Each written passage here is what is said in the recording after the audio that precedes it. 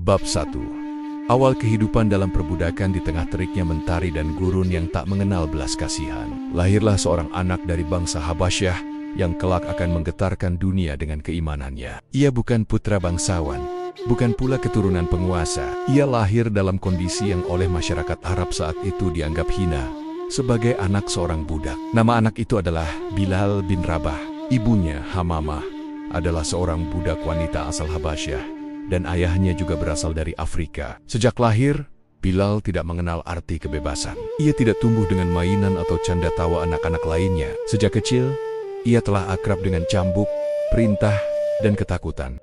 Ia hidup di bawah kendali Umayyah bin Khalaf, seorang saudagar Quraisy yang kaya raya, sekaligus keras dan kejam terhadap budak-budaknya. Kehidupan Bilal di Makkah tak ubahnya seperti bayangan di tengah siang hari. Selalu ada, namun tak pernah dipedulikan. Ia dibawa ke pasar, dipaksa mengangkat beban berat, bekerja dari pagi hingga malam tanpa upah. Namun di balik tubuhnya yang letih dan kulit yang gelap legam terbakar matahari, tumbuh kecerdasan dan ketenangan jiwa. Bilal bukan sekadar budak. Ia diam-diam mengamati, menyerap, dan mempelajari perilaku manusia di sekitarnya. Maka saat itu adalah pusat kepercayaan paganisme Arab. Ratusan berhala mengelilingi Ka'bah, dan penyembahan terhadap batu, kayu, serta makhluk-makhluk gaib telah menjadi bagian dari kehidupan spiritual masyarakat. Para pembesar Quraisy seperti Abu Jahal, Abu Lahab, dan Umayyah bin Khalaf merasa bangga dengan status sosial mereka, memandang rendah orang-orang miskin dan para budak seperti Bilal. Namun di tengah kegelapan itu, cahaya mulai menyelinap perlahan. Seorang laki-laki dari Bani Hashim bernama Muhammad bin Abdullah mengumumkan bahwa ia telah menerima wahyu dari Tuhan semesta alam melalui malaikat Jibril. Ia mengajak manusia untuk menyembah hanya kepada Allah yang Esa dan meninggalkan penyembahan terhadap berhala. Risalah ini mengguncang struktur sosial dan kepercayaan masyarakat Makkah. Bilal mulai mendengar bisik-bisik tentang ajaran baru ini dari pasar, dari pembicaraan tuannya, bahkan dari para budak lain yang diam-diam membicarakan keberanian Muhammad. Namanya disebut-sebut dengan rasa kagum dan juga amarah. Bagi Bilal, ada sesuatu yang berbeda.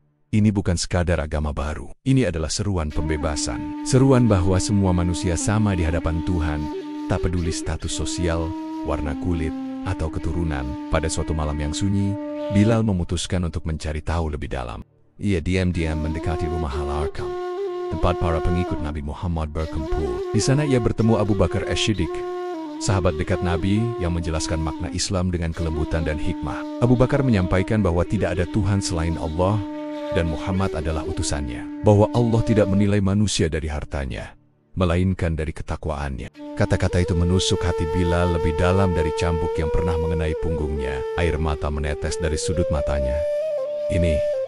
Inilah yang selama ini kucari, bisiknya lirih. Dan di hadapan Abu Bakar, dengan suara gemetar namun penuh ketegasan, Bilal mengucapkan dua kalimat syahadat. Sejak saat itu, hidup Bilal berubah.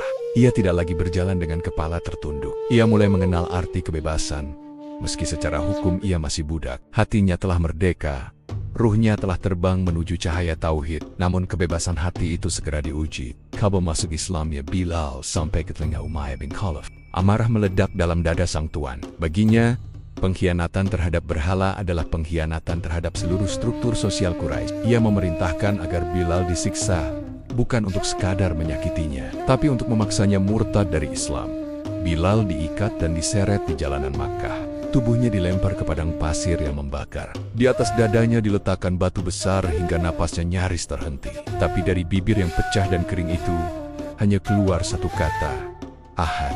Ahad, ahad, satu kata yang mengguncang langit. Satu kata yang membuat para malaikat menunduk. Satu kata yang menjadi simbol perlawanan terhadap kezaliman. Umayyah semakin marah.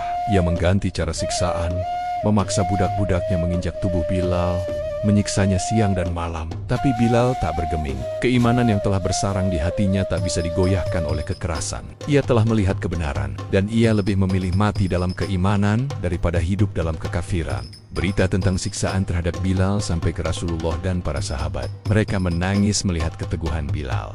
Maka Abu Bakar pun memutuskan untuk bertindak. Ia menemui Umayyah dan menawarkan untuk membeli Bilal. "Berapa harga budakmu ini?" tanya Abu Bakar. Umayyah dengan nada sinis menjawab, "Kau mau membelinya, dia sudah rusak. Ambillah dengan harga 7 ukiah emas." Tanpa tawar-menawar, Abu Bakar menyerahkan emasnya dan membawa Bilal pergi. Hari itu, Langit Makkah seakan bersorak. Seorang budak yang dulu dirantai oleh dunia, kini bebas karena imannya. Bilal memeluk Abu Bakar dan berkata lirih, "Engkau telah membebaskanku di dunia. Semoga Allah membebaskanmu di akhirat." Maka dimulailah lembaran baru dalam hidup Bilal bin Rabah, seorang budak yang dibebaskan oleh manusia. Namun lebih penting lagi, dibebaskan oleh cahaya dari langit.